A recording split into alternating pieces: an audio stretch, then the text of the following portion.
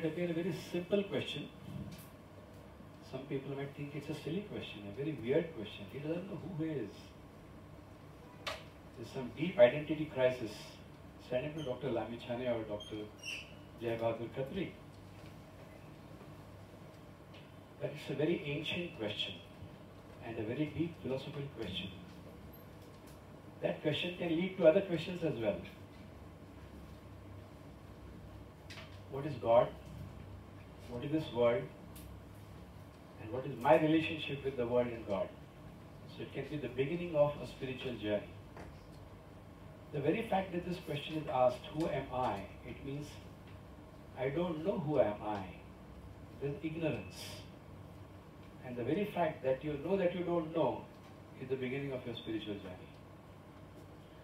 So I shall try to explain this concept, and it's based on the essence of Upanishads. I'll elaborate shortly. My phone is ringing. 1 minute.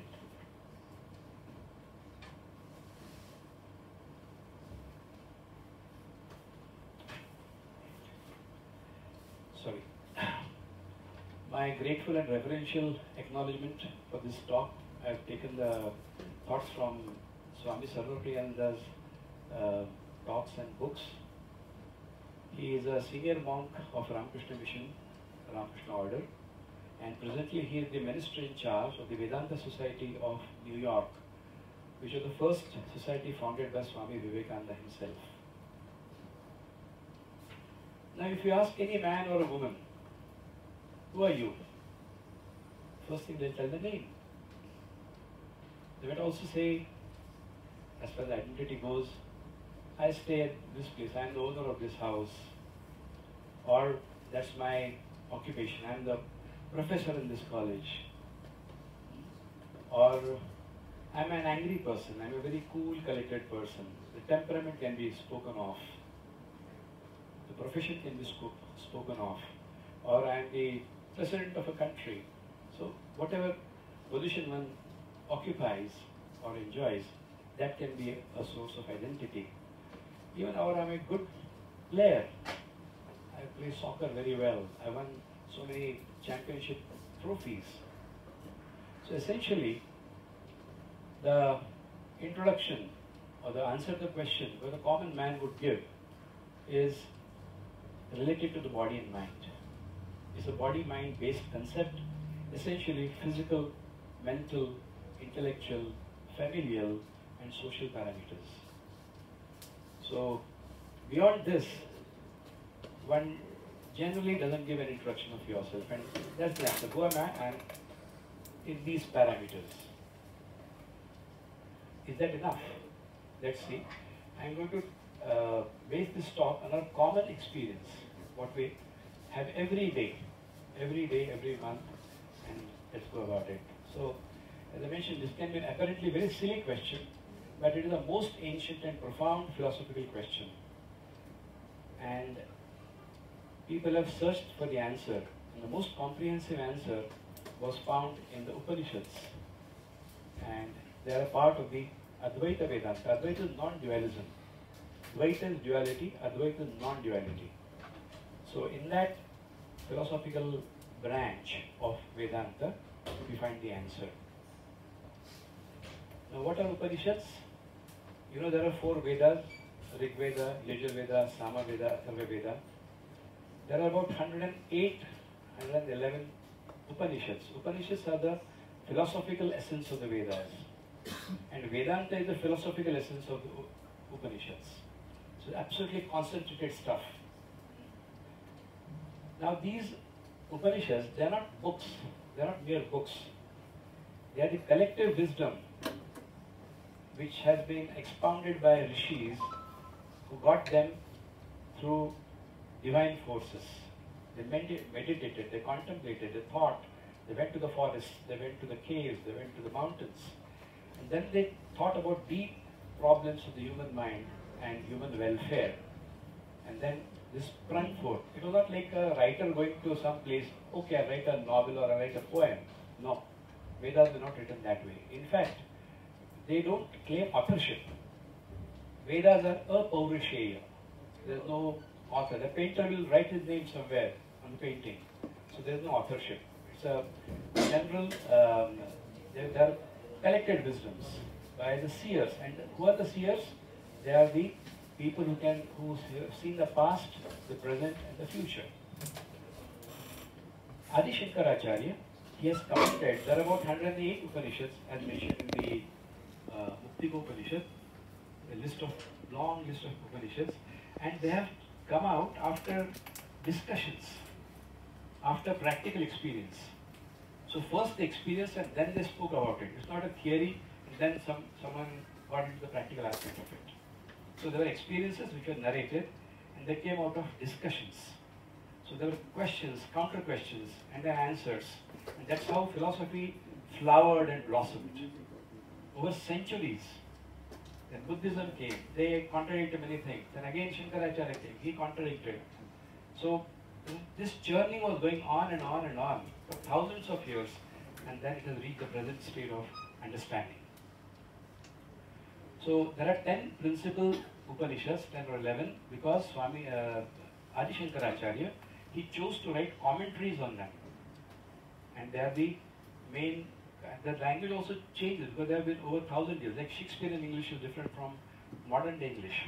So similarly, the language of Upanishad also changed over the years. Of these, one of the major Upanishads is the Mandukya Upanishad. This is found in Atharva Veda. It is the smallest one and the toughest one. It contains only 12 mantras. Smallest one, like a very long, they say, a small chili. Very powerful, very, very pungent. This is something like that. It will give a very strong message in a very encrypted form. And Muktika Upanishad says that for seekers of liberation, who want mukti, who are the desirous people, moksha is one desirous to get liberation from the bondage of life and death. He wants to become immortal. So this alone, if you study that, this Upanishad alone will take you across the ocean of life. Gaudapadacharya, he is the guru of Shankaracharya's guru, like a Dada guru, grandfather. Shankaracharya's guru is Govindacharya, and Govindacharya's guru is Gaudapadacharya. And Gaudapadacharya, he has written verses, commentaries on the Mandukya Upanishad, and they are called Karikas, the commentaries. And Shankaracharya has commented on Mandukya Upanishad plus the commentaries of Gaudapadacharya. So we get elaborate discussions and opinions on this. And the core mantra of this Upanishad, of the 12 mantras, is found in chapter 1, it's the 7th verse, and that's the answer to the question, who am I?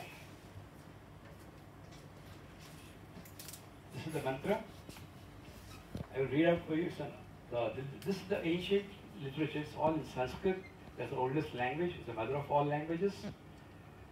Nantah prajnam na bahih prajnam, no bhetam prajnam, na prajnadhanam, na pragyam, na pragyam. Adrishyam, avyavaryam, agrahyam, alakshanam, achintyam, avyapadesham, ekatma pratyasaram, brahmanchopashamam, shantam, shivam advaitam, chaturtham, banyate, sa atma, sa vidneyaha. Don't get confused. I'll explain the meaning gradually. They say in the art of communication, you should tell a story. Like to hear a story? Students? Like to hear a story?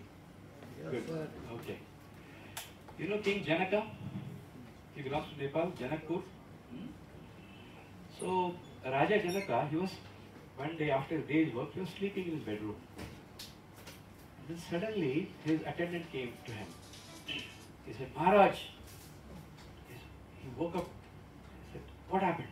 The enemies attacked us. The neighboring country, the enemy has come and attacked us. We are in danger. So he immediately got up, he put on the robes of his warriors and what were weapons prevalent at that time. And he told his people, come on, let's fight the war. They fought the war but he was defeated. He was defeated, terribly wounded, defeated, and totally distressed. And he was captured. Because the victor, they will capture the vanquished. So the victor king, is too noise here. Okay? Talk slowly. I'm getting disturbed. So the victor king, when they brought him in chains, Raja Janaka, he told him, normally I should chop your head off, but you are a king, I will not kill you.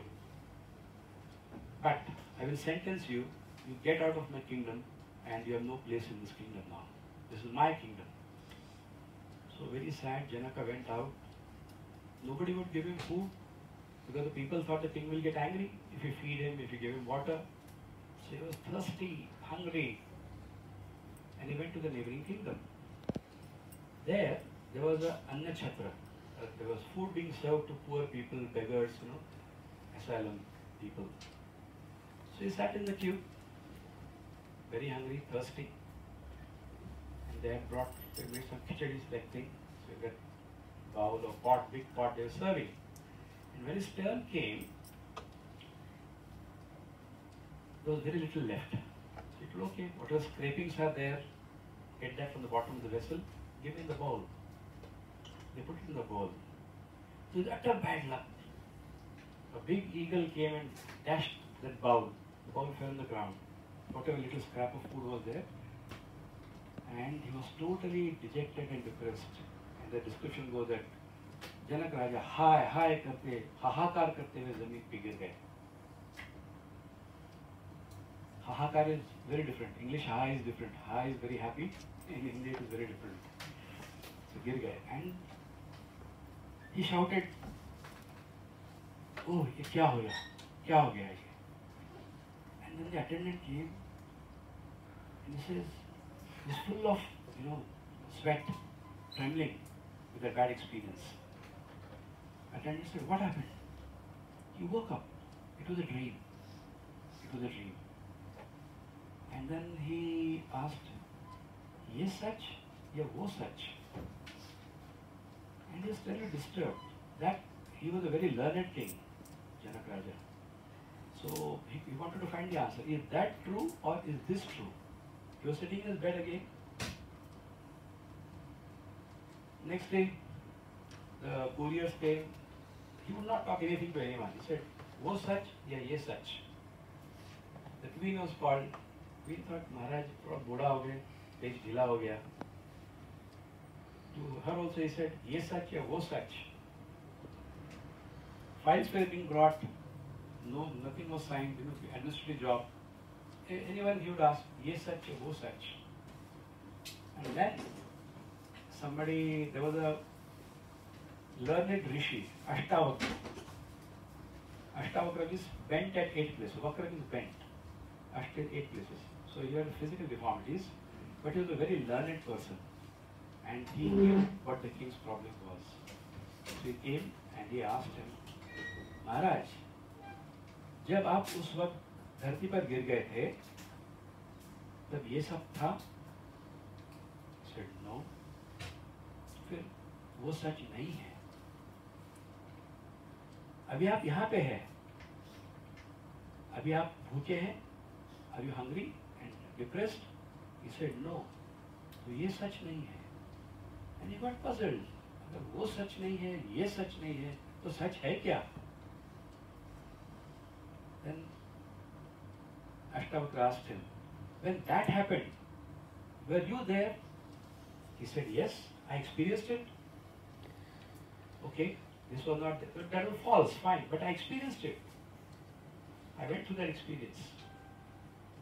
Okay, then he asked him, now you are here in your palace, bedroom, with all the wealth and people around you, subjects.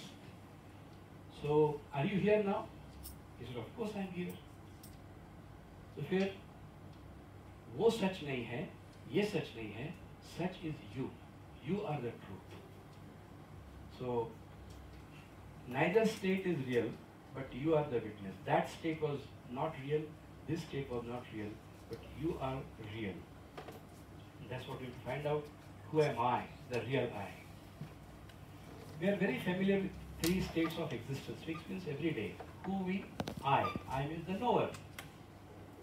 So I, the ego, the sense of me, my I-ness, and he, the knower. So in the waking state, what do we experience? The waking world. The Jagrat Prapanch, they say. Jagrat is awake. Prapanch is the world. The word comes from Pancha, the five Mahabhutas: air, water, fire, and earth, space. So combination of this has made the whole universe. So what is active in this? The body is active and the mind is active. We transact every day. We get up, we get ready to go to office, we come here, do our respective things, go home, relax, talk to people, holiday we enjoy, do so many activities we perform, all in the waking state. But is that real? Advaita Vedanta says, no, it is not real, it is unreal. Then at night we sleep. All of us, we have dreams. And then we create a dream world. We create a dream world. From where? I mean, actually we meet people, we go to places, we even create ourselves in the dream. So we were a dream world. There is a Swapna Prapancha. And the body is in the bed, maybe in the mosquito, under the mosquito net, but the mind is active and the person dreams. That state also is unreal. But when do you realize it is unreal? When you wake up. You say, it was a dream. It was a nightmare. Or if you have you get a lottery, you're very happy, but next day you find the bank balance is same as before. If you get some sweets and then you keep in the fridge, you eat in the dream, you open the fridge, there are no sweets. So, there's a dreamer experiencing a dream world, and there the mind is active. We also have an experience of deep sleep. What is there? Blankness. There is no sleep world because there is no mind. The body is not active, the mind is not active. So, it's complete blankness. You can call it sleep blankness. Only after getting up you say, oh, I slept like a log. I had a deep sleep. Who has witnessed a deep sleep? Here the body and mind is witnessing the waking state. Here the mind is witnessing the dream world. But in sleep, deep sleep, there is someone to witness. Because unless you have the experience, you will not tell again. If you didn't have that experience, if that experience is not recorded, then you will not narrate it. You will say, I was dreaming and I woke up. But you have that experience and then there is someone who is recording it. What are the active parts here? Nil. And this also is unreal. All these three states, waking, dreaming, sleeping, the waking world, dream world, sleep world, the sleep blankness, everything is unreal, not real. So, this is our common experience: waking state, dream state, and deep sleep. So, this is what neuroscience has to tell us.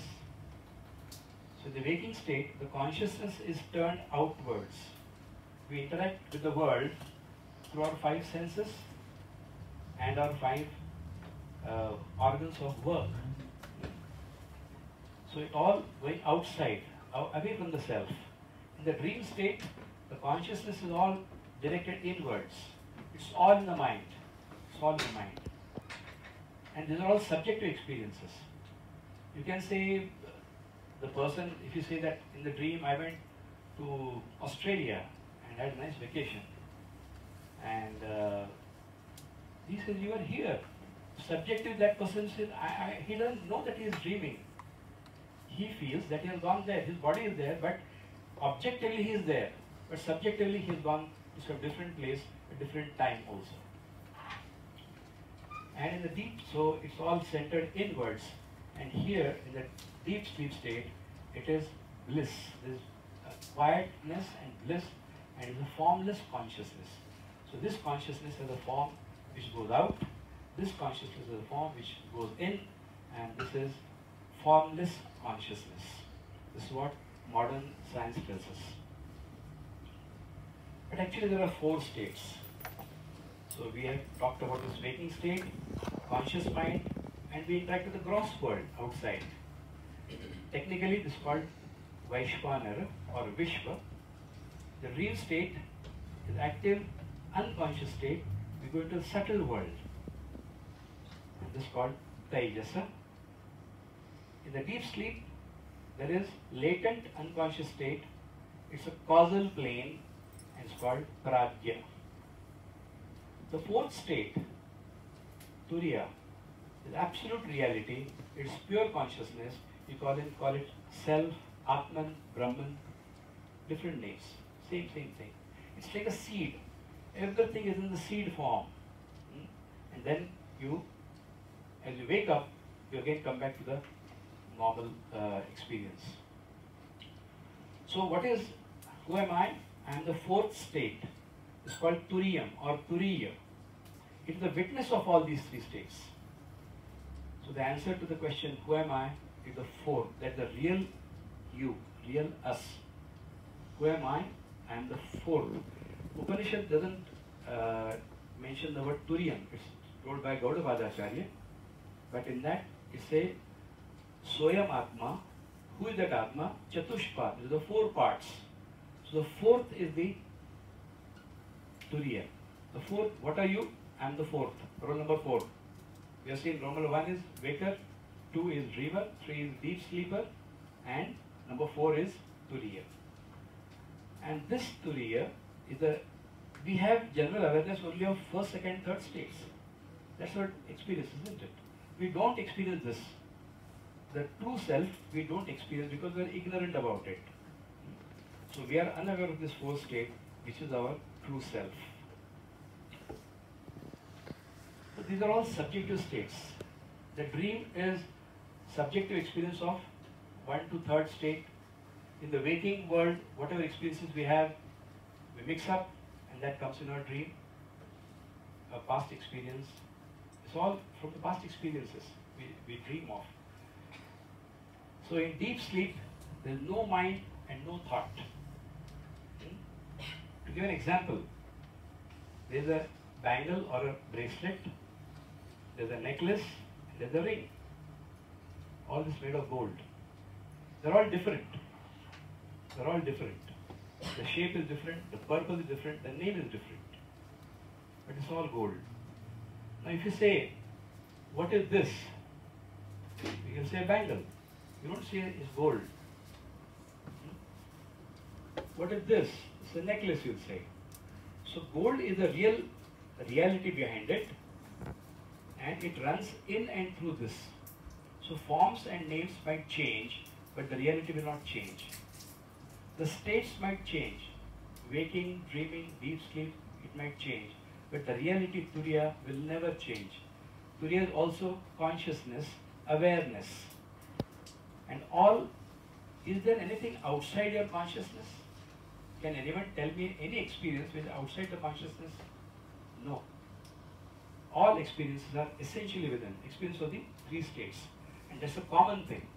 So even if this is converted into this, there's a story, there's a shopkeeper, there's a businessman, he fell into bad times, and normally what do they? People take gold loan, girve rakhte hain. So he had an idol of Ganesh and idol of a mouse, gold. He went to the shopkeeper, the pawn shop. He said, okay, I'm in financial problem, I want to mortgage this Ganesh idol. He said, okay, he weighed it, calculated the rate of gold, and then, okay, he said, I'll give you this much money for this. And he said, okay, I've got also the Mushaka, the mouse, Ganesh Van. How much for this? He again weighed it and said, this is the same rate. He said, what? The same rate? Same rate for Ganesha and the mouse? He said, for you it is Ganesha and mouse, for me it is gold. I don't differentiate. So this Bhed, what we have, differences. So that they are in the state of ignorance. The one who sees the truth within, he is the one who is the wise person, and who knows who am I. So our ignorant person will feel that these ornaments are gold. If somebody, you tell him, if a person, that this is gold, suppose that is converted into a necklace, he says gold has gone. Suppose that is converted into a ring, you will say gold has gone. Gold has not gone. It has just changed the shape, changed the name, changed the form, changed the use. And of course, they are all distinct states.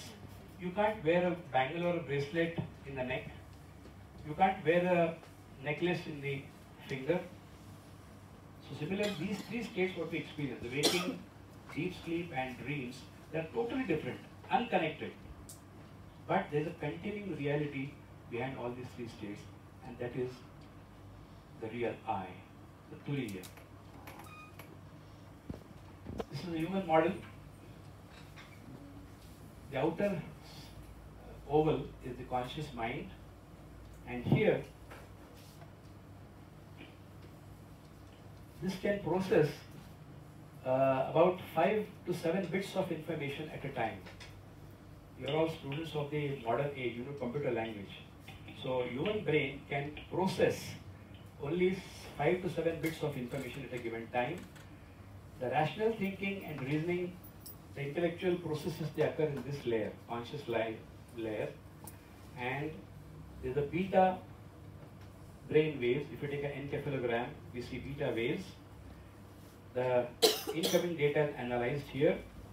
This is a limited space, and psychotherapists will use this part of the mind.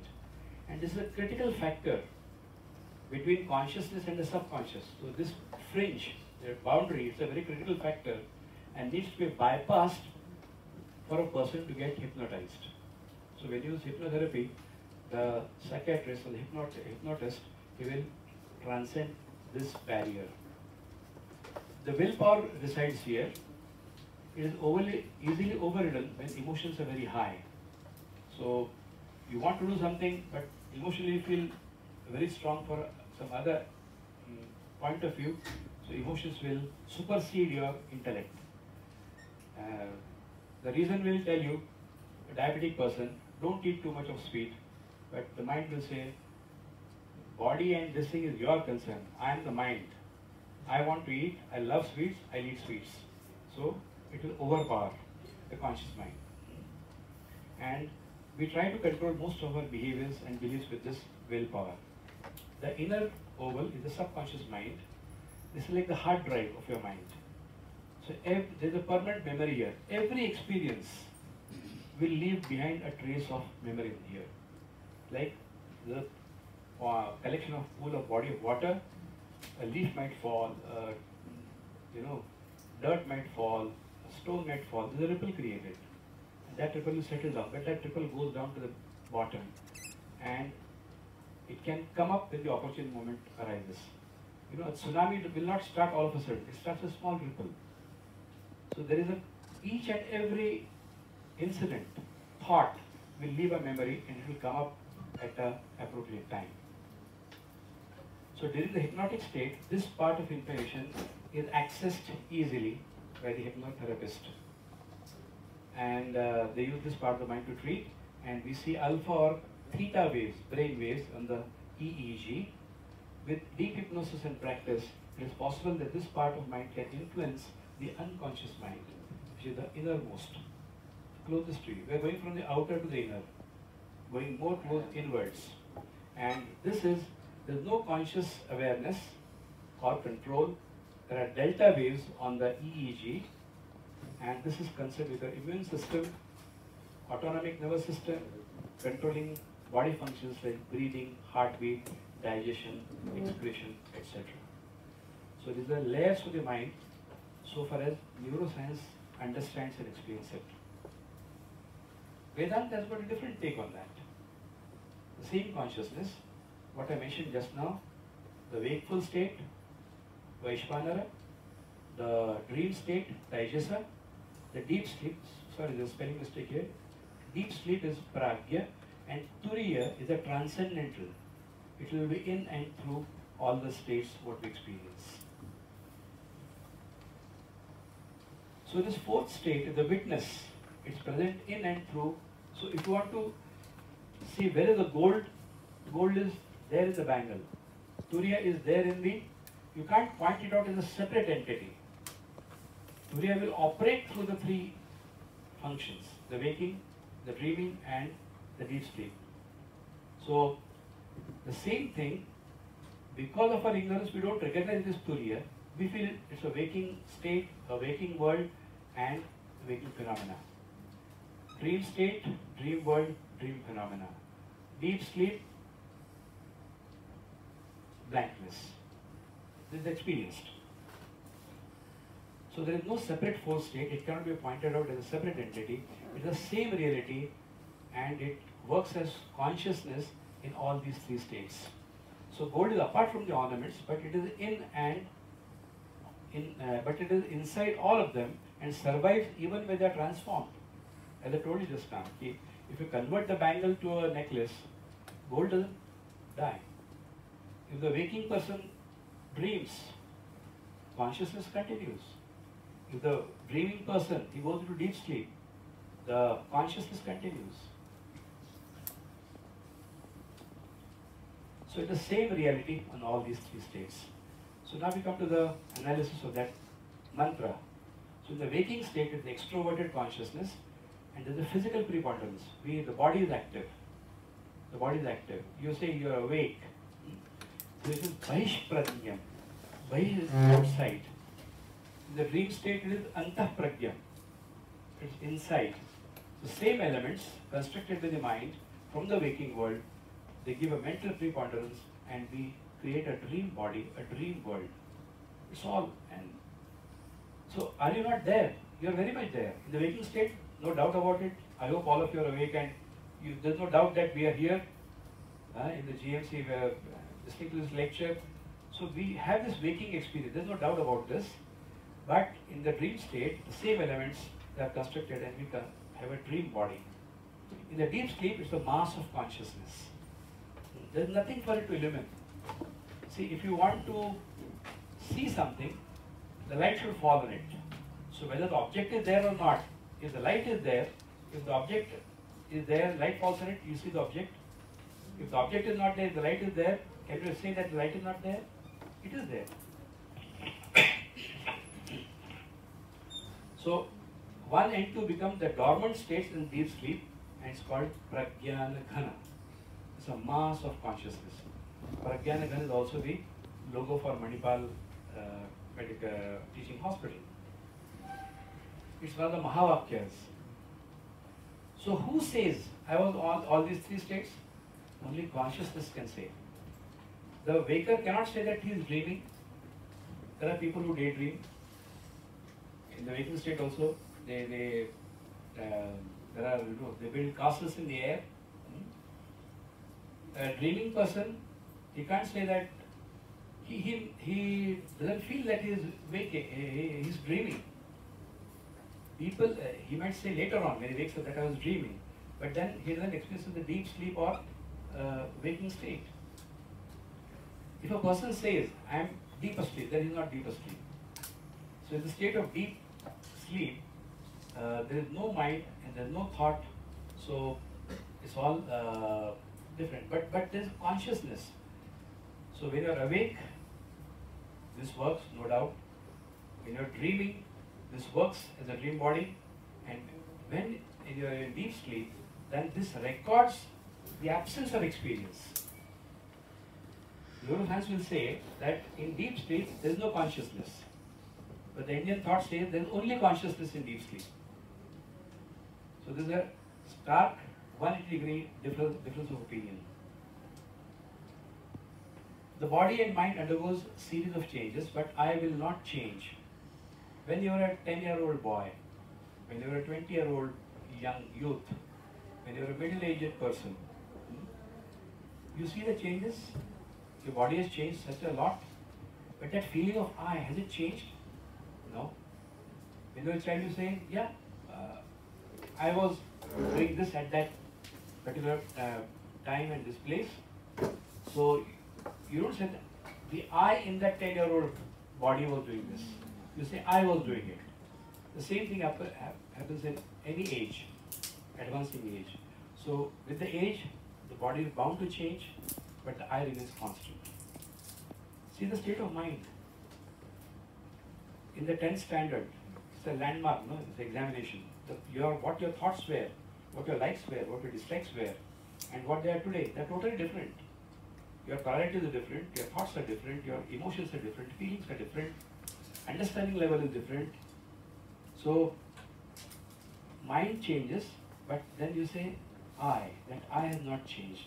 That's an unchanging thing. That's a turiya. So, it will witness the past, present and future. Constantly, it will shine forth in different states. And turiya will illumine and sustain all these states. Without turiya, you will not experience any of these states. That is hidden, but it is the cause of all things that is happening in all the three states. So without turiya, you cannot experience the waking state, nor the dream state, nor the deep sleep. The example given is very interesting. There is a station master. In Nepal, you don't have train. There is one train from Janakpur to Bihar, I guess. But internally, because of being a hilly country, you don't have a train railway system. But those who have traveled by train at a busy junction, say Gorakhpur junction, so one of the busiest junctions, different types of trains are coming. So there's a passenger train, so it comes and stops there. A lot of people get out, a lot of people get in, a lot of activity. Take out their luggage, putting in their luggage, waving bye, somebody crying, someone, giving a flying kiss. So a lot of activity going on in the passenger train. Now comes the goods train. So this is the passenger train. When a goods train will come, there is activity, but not much, because there are not many passengers. Some goods are loaded and some are not loaded. So you can compare this with the waking state. Just compare with the less activity with the comparable to the dream state. And sometimes, now here, with all that activity, the station master is watching. When that train goes, he doesn't go with the train. He's there. When this goods train comes, he's watching it. Witness. It will go, he's there. Constant. Sometimes there is no train. Just railway tracks in the railway station. Deep sleep. No activity. He's there. So he is the constant. In like fashion, turiya is the constant. Without him, the railway station will not operate. It will be a chaos. He manages all the things. The passenger traffic, train traffic, the goods train, and even the empty platforms. So, with this example, I think this point will become more clear. Now we come to the mantra again. I've shown this slide. I will take it part by part. So, part 1, it will negate your 3 states. It will negate your 3 experiences, the 3 worlds. And then it will tell you what is positive. So, let's go. Na bhish pratyam. So, I am not the waker. But the waking state is experienced because of me, I. But I am not the waker. Na antah pratyam. I am not the dreamer. Na ubhaita pragyam, na pragyana dhanam. So you are not the deep sleeper or in between state also. In between means what? It's the twilight zone. You're not half asleep and half awake. Many times students in the lecture, if it's a long lecture, they're half awake and half. In the notes what they write are very interesting. In that state of mixed consciousness. So, na ubhaita. Ubhaita is in the 2. Ubhaya is 2. So, na ubhaita pragyam, na pragyana dhanam. So, I am not the deep sleeper, I am not the dreamer, not the waker, and not the in-between state also.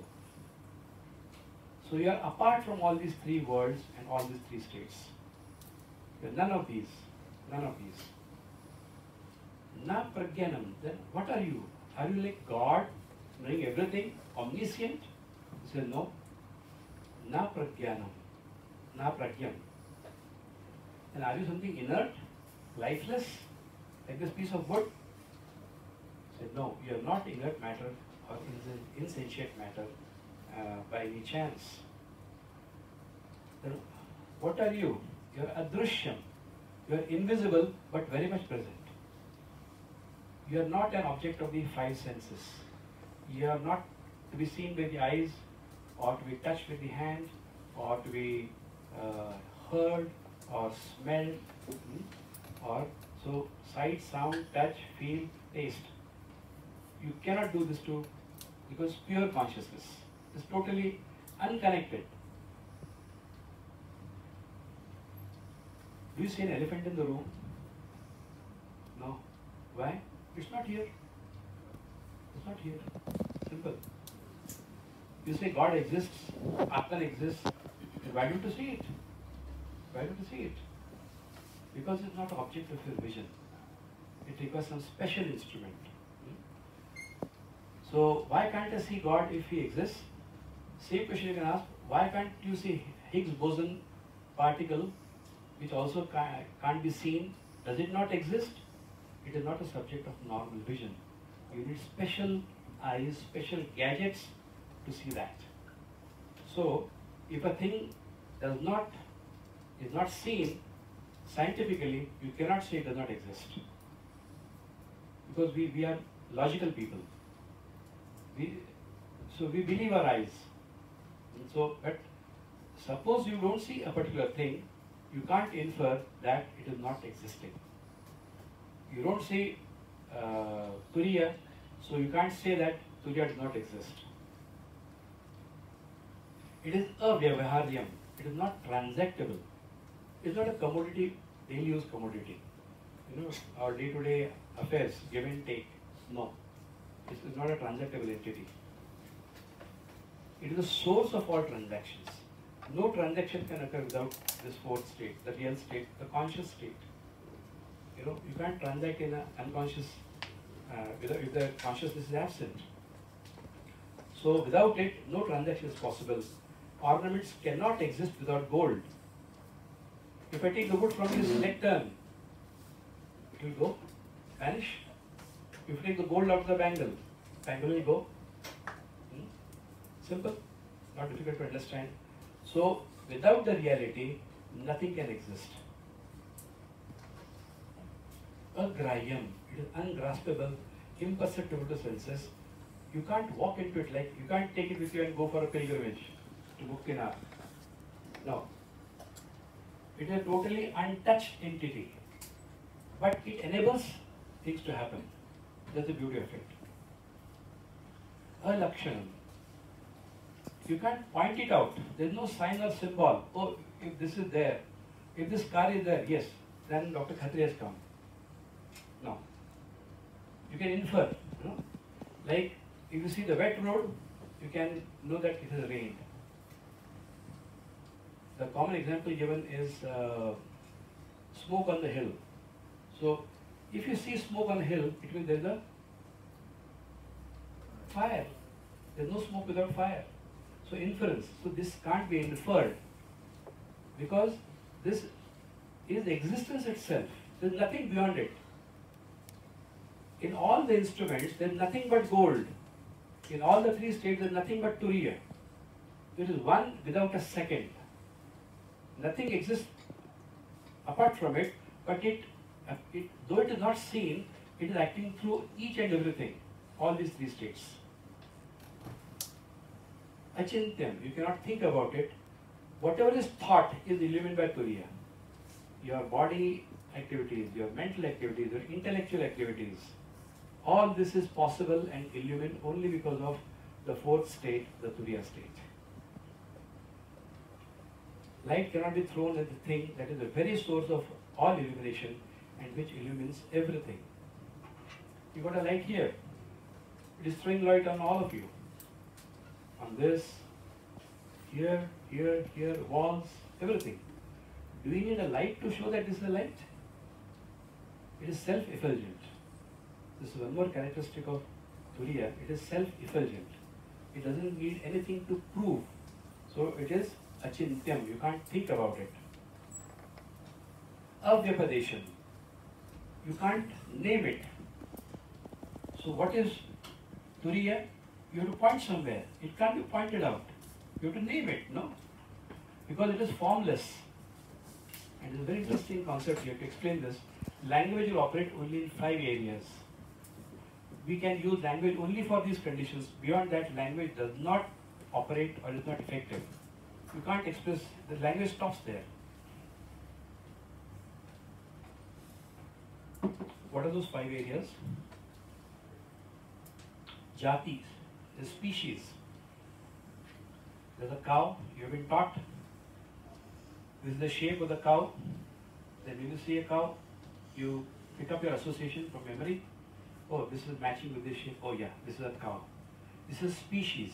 So cow is not a tree. Cow is not a car.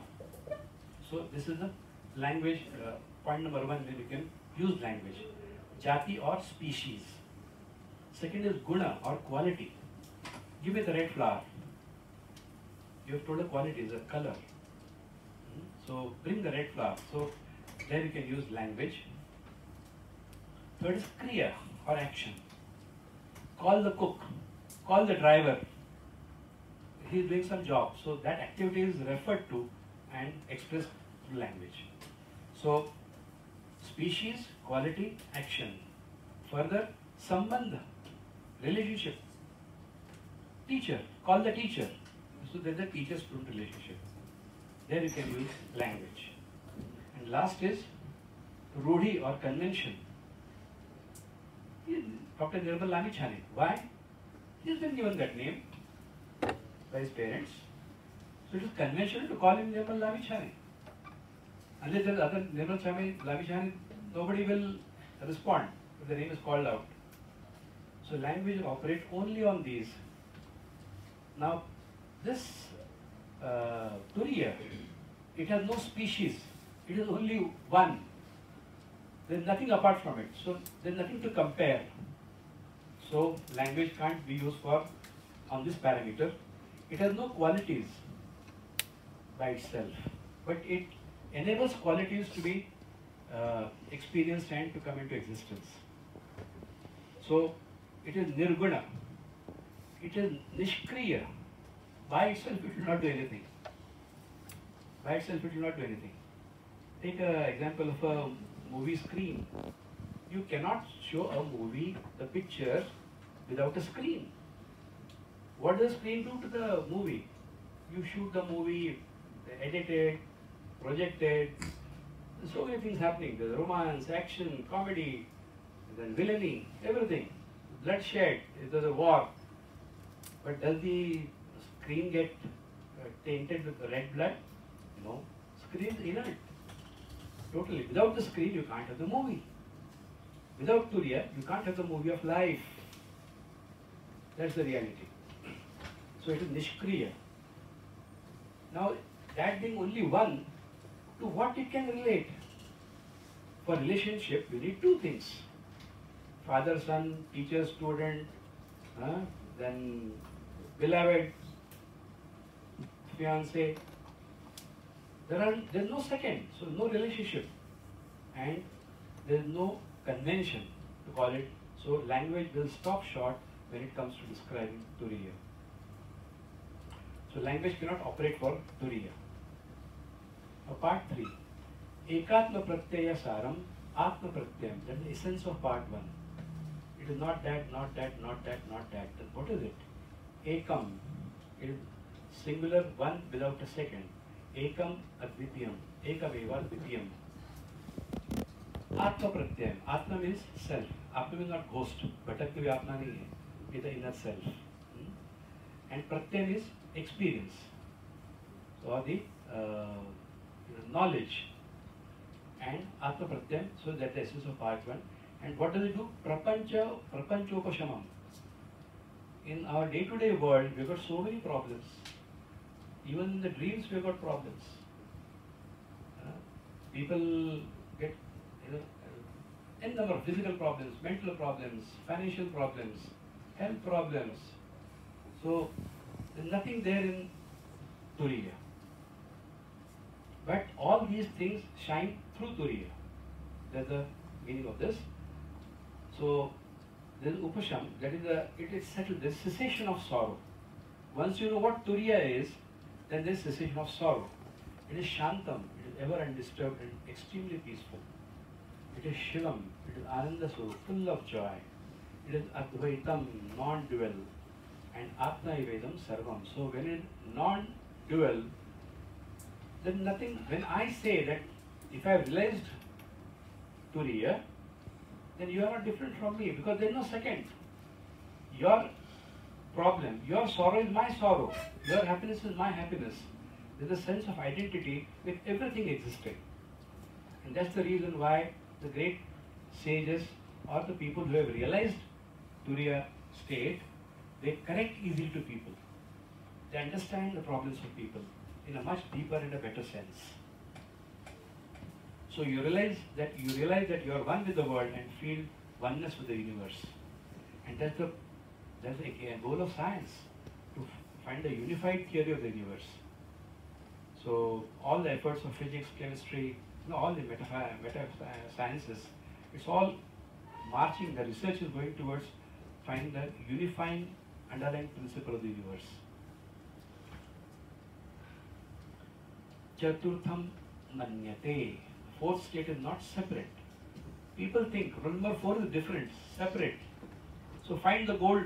So there is a bangle, there is a necklace, there is a ring, and now there is something like gold. Fourth, no.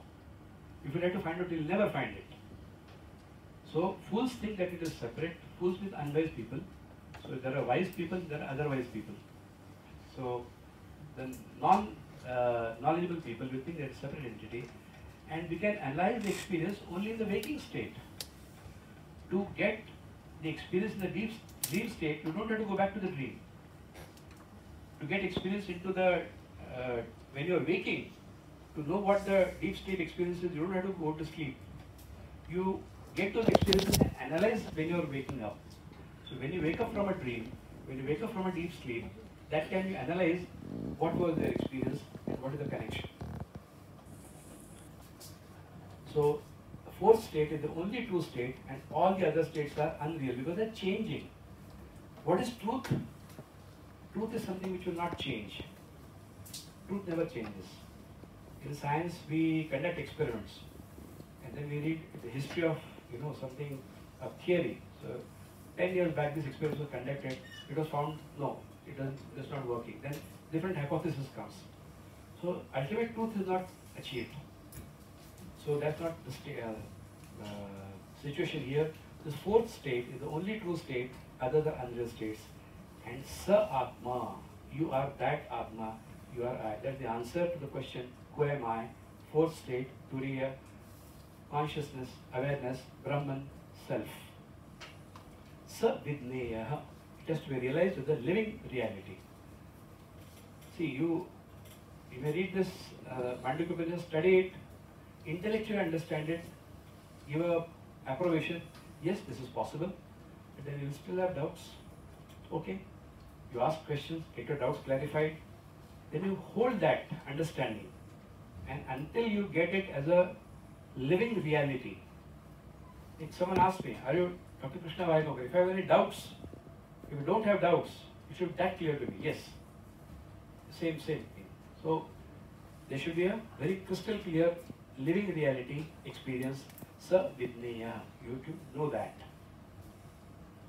Swami Vivekananda has given a beautiful quote.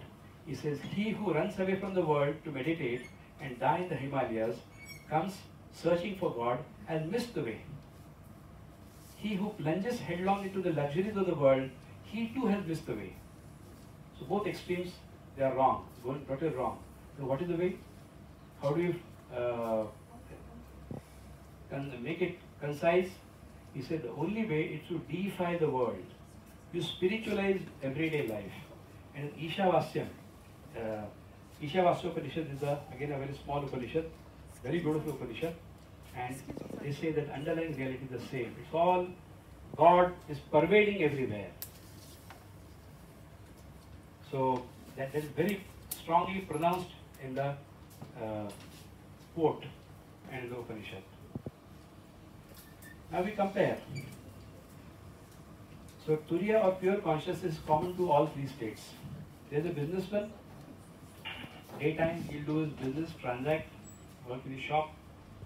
Evening he'll go to, so he's in the shop and he'll doing business. Evening he comes home, थोड़ा fresh हो जाता है, relax, he watches TV. So room has changed, activity has changed. After that he'll have his food and then go to the bedroom and sleep. So again the location has changed, activity has changed. Are there three persons? Or is there another real fourth person? No. It is the same person going through different states. It is the same consciousness which is acting through all these three states.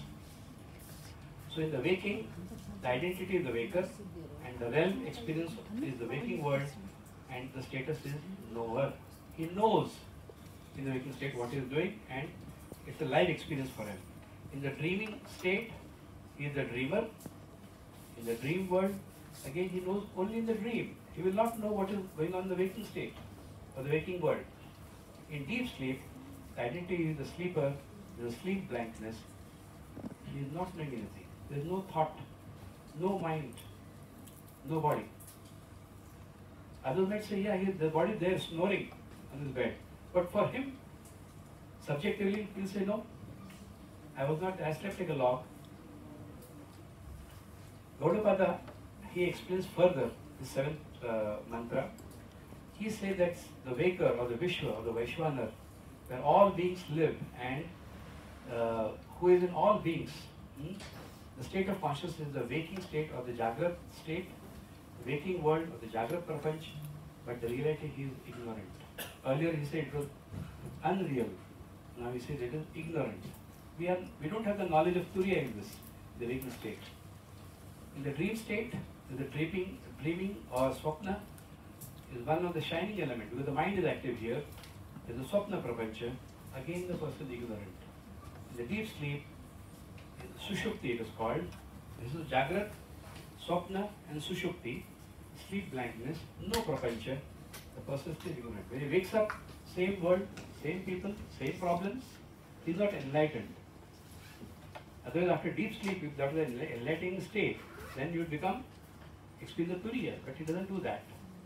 But because the mind has stopped all his modifications and activities, he experiences a state of bliss which is closer to the real bliss. So what is the basic problem then for this who am I? Is ignorance. Ignorance of what? Ignorance of the real state. And it's a fundamental understanding. Ignorance will lead to error. I don't know it is a rope, it is a semi-lit room, I think it is a snake. Or it is a fish on the ground, or a garland. Different people wear different colors. Not rope. Now where did the snake come from? It was never there. But then I am scared. I take it, it is a snake. So, agrahanam is ignorance. I don't see the reality. I don't see the rope. Fine. Then, what is the error? Anyatha grahanam. I take it something else. The teacher will teach a concept to the students. Have you understood? They say yes. When the question is asked, okay, answer this question. They give a different answer. So not only they have not understood the issue, but they have misunderstood it. They have understood something else. So ignorance is leading to error. So even in the waking state, it's an illusory dream. Now, have you seen children, small girls, preschool, 3-4 years of age, you get them a little kitchenette. Isn't it? I think those who have daughters, they must have experienced this. And then she say, Mommy, Papa, I'm going to make tea today. In a small gas, she will take the pot, then there's a saucer, there's a cup. She'll say, Sab jhuta jhuta. And she'll say, take this tea, I made this for you. And what do? You say it is wrong, it's a false thing. You don't want to hurt her. For her, it is an utter reality. It is not false for her. Then you have to drink it, jhuta jhuta, and say, ah, lovely, what it is. Thank you, dear. So, just as that activity is true for that age and that person, but in reality is not true, can you apply the same analogy to we people, grown-up people doing our daily activities? There could be higher state which will think that all this is a dream, this is false. And it is said in our Shastras that this is all Leela, God's play. We are pawns. And God wants the thing to go on. Chalne do, prapanch chalne do. So He enjoys it at our cost, if I may say so. We also enjoy it at times. Don't we enjoy movies and give the best award to the villain? In real life, will you give an award to a villain if he has murdered someone or shot someone? No. But on the screen, you say, oh, what a fantastic actor he has done. You give an Oscar. Why? It is false. And you glorify falsehood. So this is the situation what we experience every time. So even waking state can be an illusory state. You can't deny that. Just as a child living in old world, old thought world, we also are living in a thought world. But if we go to a higher plane of awareness and consciousness and understanding, we all will realize even this is a dream.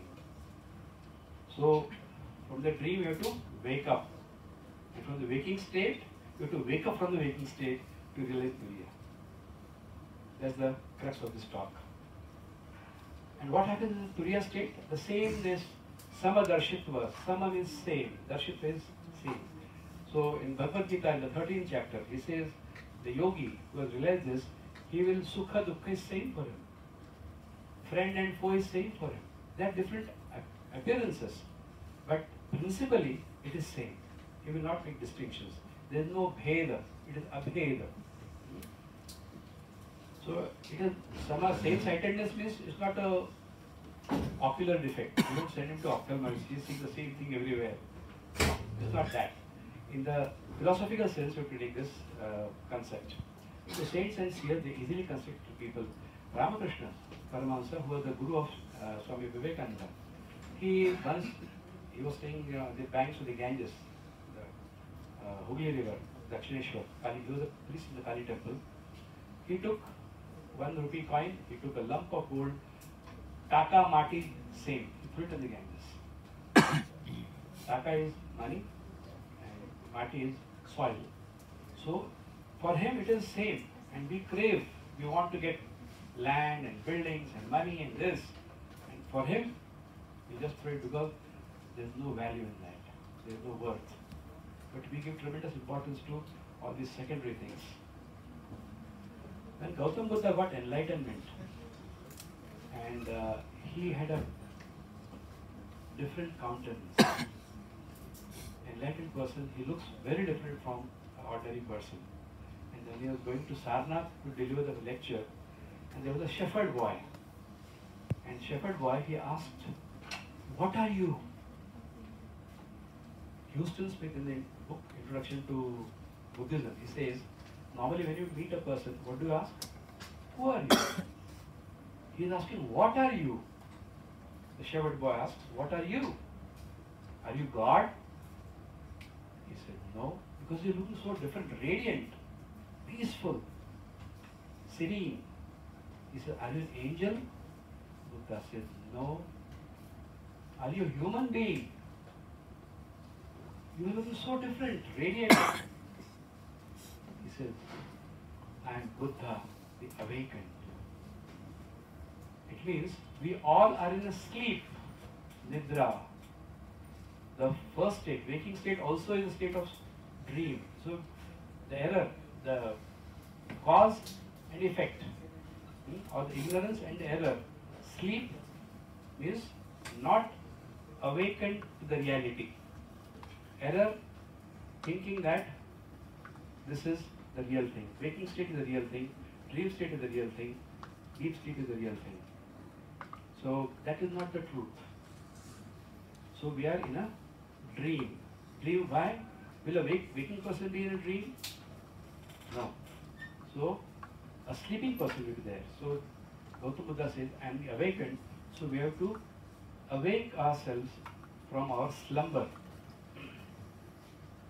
The ninth Karika will explain. He has given further denominations to this. Turiya, he has compared to Ishan. Ishan means Ishwar, the one who governs. He is the controller or the lord of the universe. And once that state is attained, after Turiya, suppose you are lucky to get this state, experience this state, then there is cessation of all sorrows. Atyantik dukha nivritti and paramananda prapti. So all the sorrows and with their cause, they vanish totally. So what will the ignorant person say? Agyani, I am happy, I am sad, our routine experiences. But what will the enlightened person say? I am the witness of the happiness. I am the witness of the sadness. So if you pinch him, he won't go with a smiley always. If you pinch him, he'll say ouch. But he'll say, I am not getting pain, I am the observer of the pain. So that's the difference after Turiya and before Turiya. So I am the witness of pain and pleasure. So Turiya is totally untouched and unaffected by anything, anything. Like the movie screen, whatever happens on the screen, it's not connected. So the sunlight, it falls on different things. If sunlight falls on a ditch, it doesn't get dirty. If it falls on the Ganga, it doesn't get pure. If it falls on the Himalayas, nothing can affect it. It can fall on the sinner, the saint, the crooked, the wise, the learned. So in a conference about 15 years back in Institute of Culture in Kolkata, Euroscience conference, the question was asked to a British neuroscientist, is there consciousness in deep sleep? And they said, no, science says there is no consciousness in deep sleep, you are unconscious. And the Indian philosopher said, there is only consciousness present in deep sleep. It's a totally, radically opposite view. So things are seen when light falls upon them. Have you seen one thing? Suppose you are driving a car on a steep road, uphill road, and when the focus light is there, if there are things moving in front of it, insects, rain, you can see it. Suppose you go to the top of the hill and then the sky is bright and clear. You don't say anything. You don't say anything because there is nothing to reflect. Light is there. So light is there whether the things are there to reflect or not. So light is always there. So similarly, Turiya is always there whether you are in the waking state, dream state or deep sleep state. So headlights will reflect nothing on a very steep road. Other road you can see, but this you cannot see the light also. Right. So in deep sleep there is nothing to reflect Turiya and hence there is no experience. So Brahman or Turiya cannot be proved by arguments. Arguments will give only possibilities. If you probe very deeply, you go into logical inconsistencies. So Vedas will speak from subjective point of view, science will interpret things from objective point of view.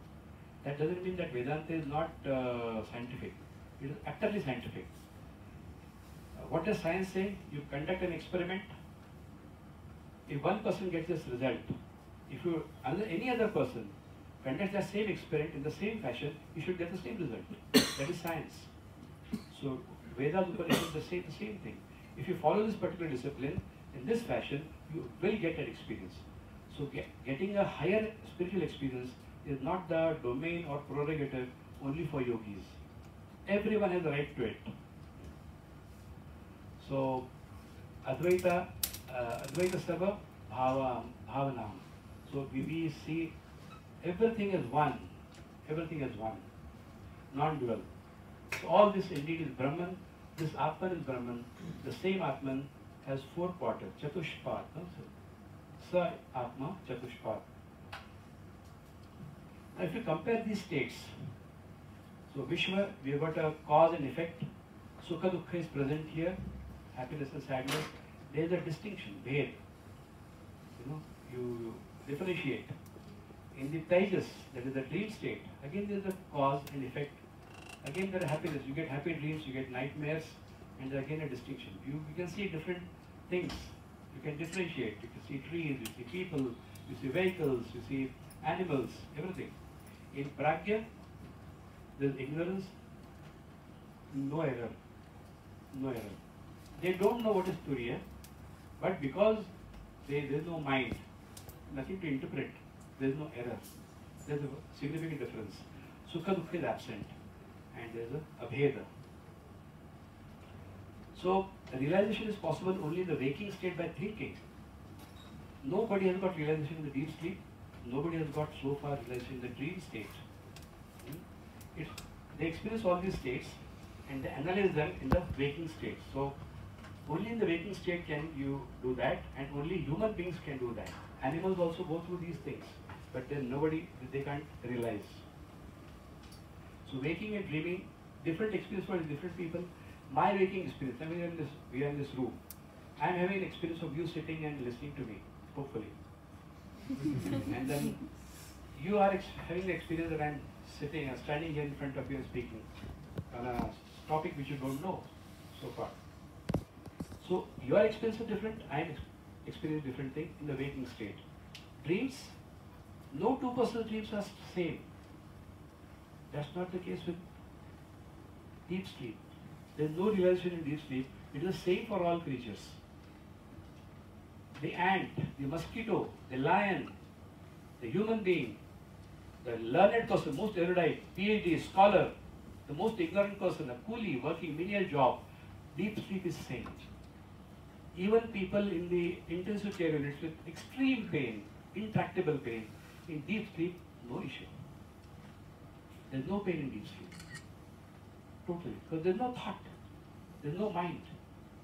So deep sleep is same, but waking and dreaming are different experiences for different people. In Samadhi, which is wakeful consciousness, this will strengthen the condition. This is attained after yogic practices. The Patanjali Yoga Sutra. Last step, 8-limb yoga, Ashtanga yoga. Last is Samadhi. You merge into supreme state of super consciousness. You don't become unconscious. You become super conscious. So if you compare Turiya and Pragya, Pragya is the closest. So Sushupti, deep sleep, no dreams, no duality, but there is ignorance. In a dark room, you will not see the rope. No question of seeing the snake. So there is ignorance, no error. What is the error? You are mistaking this rope for the snake. So error, nil. Knowledge, no. Because there is ignorance. So when there is no ignorance, then there is knowledge. In Turiya what happens is wakefulness. It is not deep sleep. It is wakefulness, no dreams, no duality, no ignorance, no error, and realization. There is a subtle difference between these two states, the fourth and the third state. So mind or brain does not manufacture consciousness, rather consciousness illuminates mind. When a person is dead, the brain, physical brain, it will get destroyed. It's a composite matter. Mind is very fine matter, but consciousness will go to next body, where the person desires to take birth. So consciousness will illuminate the brain. Our science says that consciousness is here, but Vedanta says this is in consciousness. There's a fundamental difference. So if we experience anything as a separate reality, it is error.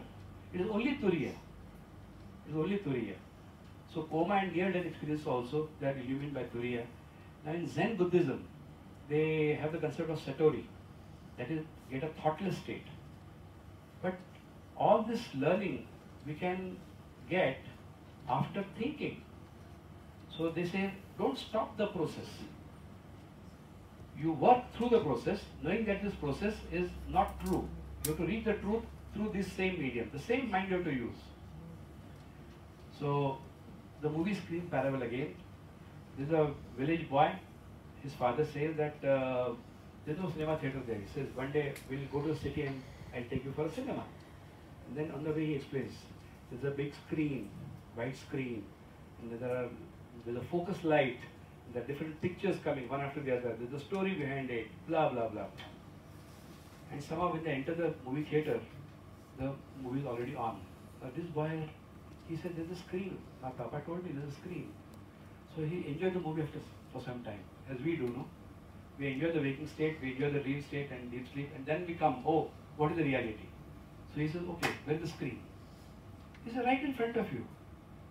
He said, there are pictures. So maybe it's a, say, Mahabharata scene. Wow.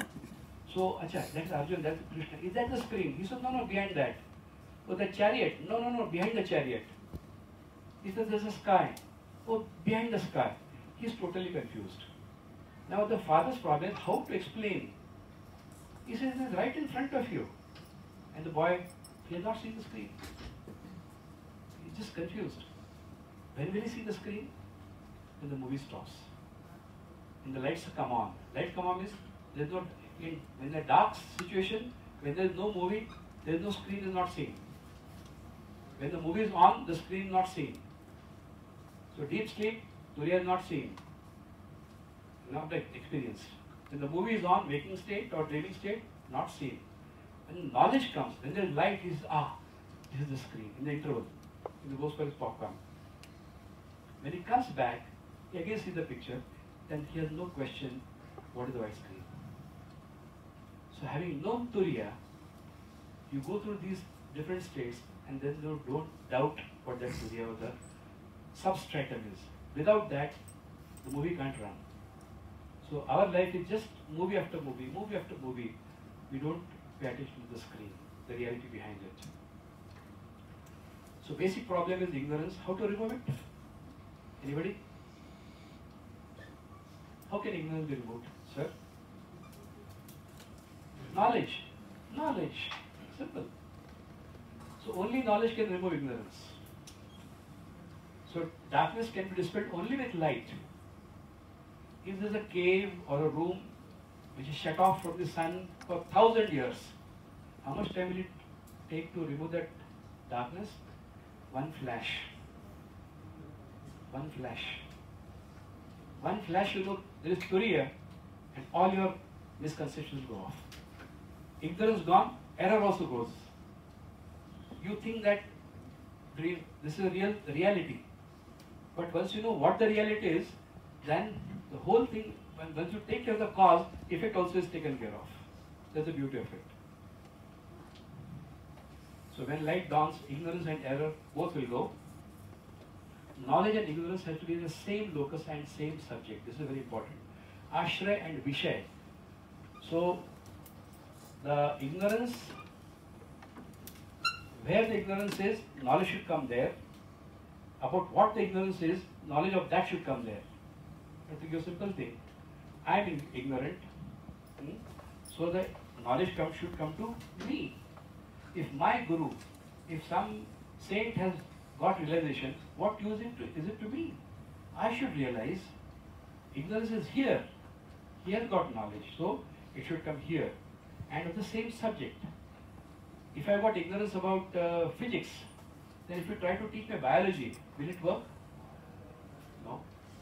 So ignorance and knowledge have to be at the same locus and same subject. This is very important. So Guru's realization will not remove your ignorance.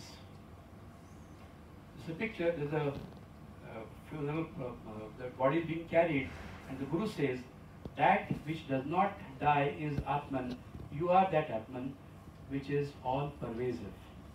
Now the question is again come, when and how the ignorance started? Why do we get ignorance? The answer given in Vedanta is, it is Anadi Maya Supta, it is beginningless. If I ask you, do you know German? No, since when? Since when? Huh? Since Germany. German language. Since birth, yeah. Beginningless. Huh? Since birth you don't know. No. So before birth you knew it. It's beginningless. Ignorance is beginningless. So that's the answer. Right. So Jiva, post knowledge, what will happen? He will awaken from the slumber of ignorance and realize that he is ajam, he is unborn. What is born is body. Consciousness is not born. He is anidram, he is awakened, he is in sleep. Sleep is what? He doesn't get insomnia. Physically in sleep, but from the ignorance, sleep of ignorance, he will wake up. Aswapnam, he will not dream. And Advaitam. Now those terms you can correlate now, map it properly. Advaitam, there is non-duality. So, now again the next question. After realizing this, suppose you are lucky to that, will the world vanish? The spark gone, oof, in air? No. You know by science, how does the sky look to you? Blue. But is it really blue? Sky is colorless. It's just a physics effect, isn't it? So once you know that the sky is not blue, once you go to the, say, rocket and go to space, you know sky is not blue. Once you come back to Earth, will the sky change the color and show the true color? It will appear blue. But you know it is not blue. That's the beauty of knowledge and realization. So will the world disappear after realization? There is no world to go away or stay. When you know that it is a rope, it is not a snake, will the snake go away? The snake was never there. Simple. The snake was never there. So, that ignorance is gone, error is gone. So, experience will be the same blue sky, but the understanding will be totally different. So, you will say that you are experiencing different things, but you are not sad, you are experiencing sadness. You are not happy, you are experiencing, you are the witness of happiness. The sky will continue to look blue. You will be dehypnotized. So right now we are hypnotized. We are conditioned to thinking that I is this. Who am I? This body, this weight, this position, this qualification, this job, and outside this is not I. That's not the truth. The truth is, this is consciousness. Now you are seeing me, you are seeing this, you are seeing the light. So, for you it is consciousness plus seeing the light, consciousness plus seeing this, consciousness plus seeing this. These three things are different, but the common factor is consciousness. That you have to understand and grasp. So then, if all these distinctions are false and superfluous, what is the purpose? Why confuse people? Why the assumption? It is for sake of teaching, understanding. If you just tell, oh, you are, who am I? Turiya, full stop, lecture over. Go. So for the sake of understanding and this thing, it is taught. Janak Raja again, he asked for supreme knowledge, non-duality to the Guru. And the Guru told him that after getting this knowledge, the distinction of Guru and teacher will not, Guru and Chela, disciple will not be there. So his teacher, Vasishtha, he said, give me Guru Dakshina first. Because after you realize there is no Guru, so you won't pay me. So, jocular way. So Guru Janaka asked for Guru Dakshina in advance. It's not a true story, it's imagination. But that highlights the point. So if Turiya is the sole existence and the whole truth and knowledge itself, again the question, who is the knower and who is realizing? Shankaracharya says, why do you ask? This question itself is superfluous. It's paradoxical. Once you know, okay, when you ask who is the knower and who is the realizer, why do you ask this? Because you are ignorant. Okay, come and attend the Mandukya Upanishad class. If you are ignorant, you will ask. If you are not, if you are realized, if your doubts are cleared, then you will not ask this question. It's a very superfluous question. So after realization, there is no doubt in the mind. The question itself is paradoxical. There is a logical fault line. And this is the antinomics of Vedas. It will result in endless logical fundamental inconsistencies if you probe deeply. There are two things, A and B. They have a relation. I'll explain this. Right? So without two things you can't establish a relationship. It can be disciple, teacher, father, son, husband, wife. You need two things. Okay? So A, is it true? Yes. B, is it true? Yes. Relation is true. Relationship? Yes. Now, what is the connection between A and realization? You have to put another realization. Again, what is the connection between that and realization? So this is regressus ad infinitum. This is total useless logical fault line, paradoxical. So it has no standing, locus standing. This question has no locus standing. If you ask, what is the consciousness of consciousness? Well, consciousness itself is self-effulgent, and there is only one thing. There can't be two consciousness. Consciousness is essentially one. Thank you so much for your patience hearing. I hope this difficult topic, I have attempted to make it simple and interesting. I don't know still if you carry the notion that it was a simple question or a deep question or a quizzical question or a silly question. But I'm sure it is a very interesting and a very illuminating question. Who am I? And the fourth, the Turiya. Thank you so much.